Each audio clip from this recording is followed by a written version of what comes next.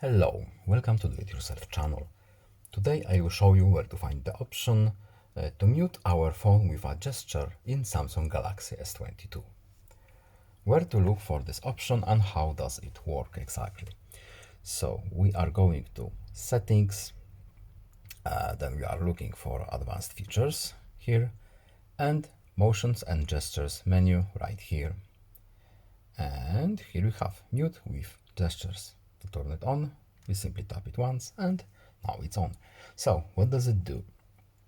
We have a short explanation here. Mute incoming calls and alarms by putting your hand over the screen or turning your phone face down. That's it, very simple explanation. And now our mute with a gesture function is turned on.